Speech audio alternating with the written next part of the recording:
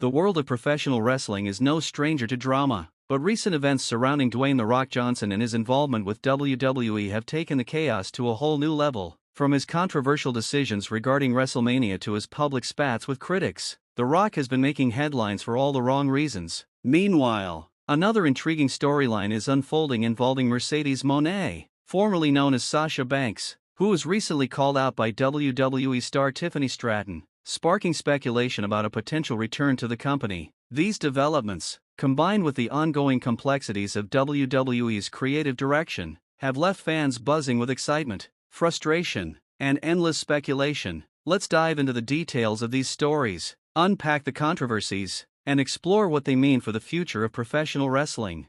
The Rock's latest saga began with his appearance on The Pat McAfee Show, where he dropped a series of bombshells about his involvement in WWE's recent storylines. According to The Rock, he received a call from TKO CEO Ari Emanuel, who informed him that ticket sales for an upcoming event were lagging. Emanuel allegedly asked The Rock to make an appearance to boost interest, a claim that has since been disputed for its accuracy. The Rock, never one to shy away from the spotlight, agreed to step in but proposed a bold idea. He wanted to take Cody Rhodes' soul. This concept set the stage for a dramatic 2-week television arc leading up to the Elimination Chamber event, where The Rock challenged Rhodes to decide whether he would be his champion or surrender his soul.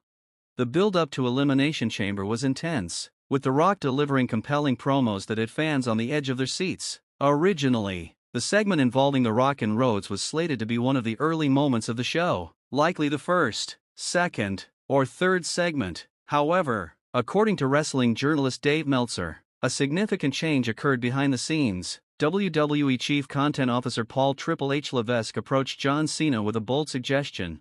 What if Cena turned heel around WrestleMania time? Cena, ever the creative force, countered with an even more audacious idea: to execute the heel turn at Elimination Chamber instead. This pivot shifted the entire dynamic of the storyline, with The Rock at the center of the chaos.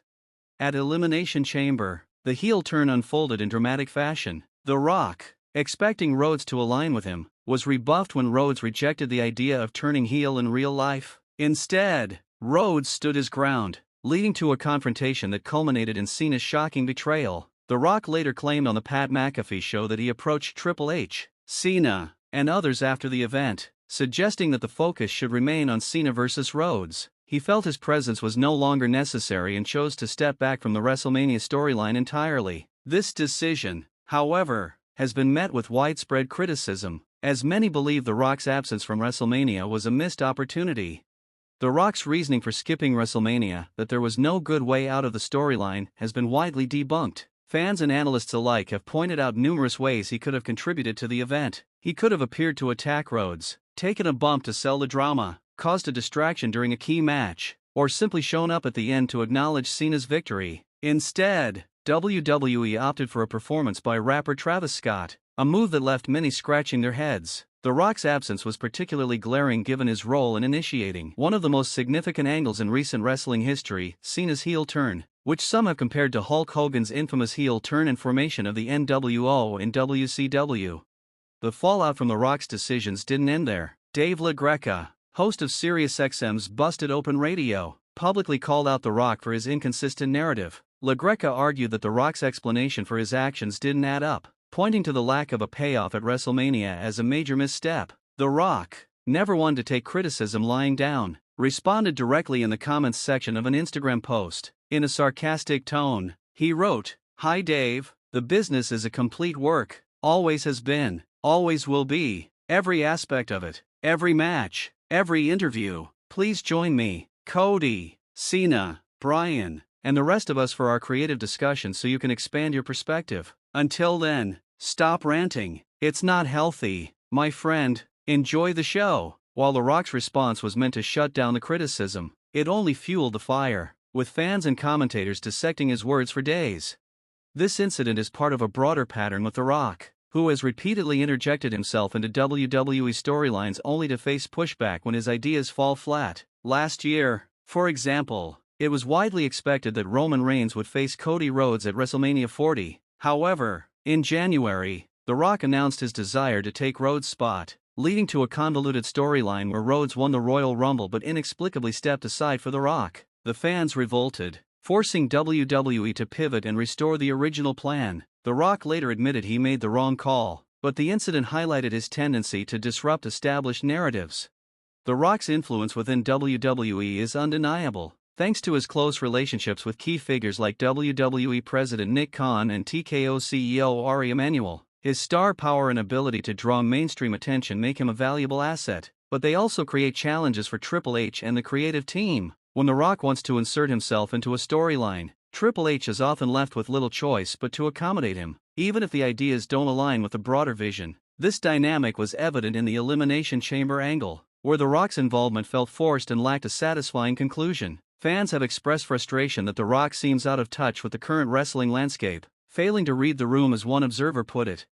The Rock's absence from WrestleMania was particularly baffling given his role in orchestrating Cena's heel turn. The angle was one of the most significant in wrestling history, akin to Hogan's NWO moment, yet The Rock failed to capitalize on it. Imagine if Hogan had turned heel, formed the NWO, and then disappeared from WCW programming for months. The backlash would have been immense, and The Rock is facing similar criticism now. Fans are left wondering why he would initiate such a massive storyline only to abandon it, and his dismissive attitude toward the criticism has only deepened the divide.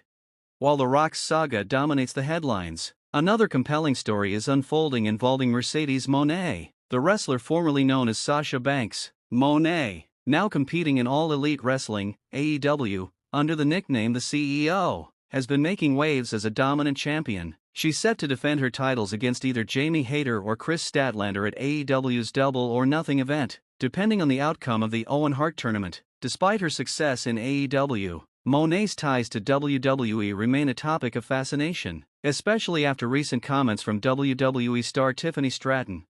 Stratton, who retained her championship against Charlotte Flair at WrestleMania in a shocking upset, was asked during an interview with Gorilla Position about potential dream opponents. She named Monae, expressing excitement about the possibility of facing her in the ring and curiosity about what kind of gear Monae would bring to a WWE return. The comments caught Monae's attention, and during a Q&A on Twitter, she responded with a bold claim: she could take Stratton's title too easily. The exchange sent fans into a frenzy, with many speculating about a potential WWE comeback for Monae.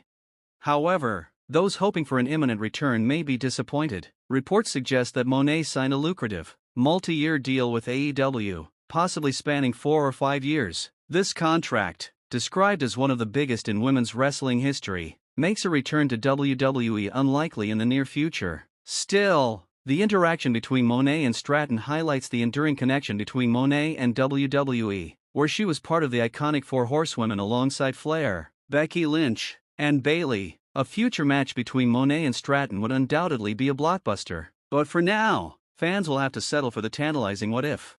These stories, The Rock's controversial exit from the WrestleMania build-up and Monae's flirtation with a WWE return underscore the unpredictable nature of professional wrestling. The Rock's missteps have sparked debate about his role in WWE and whether his star power justifies the creative disruptions he causes. Meanwhile, Monae's exchange with Stratton has reignited interest in her WWE legacy, even as she carves out a new path in AEW. As the wrestling world continues to evolve, fans are left eagerly awaiting the next twist in these captivating sagas. What do you think about The Rock's recent actions and Monae's potential future in WWE? Share your thoughts, and let's keep the conversation going.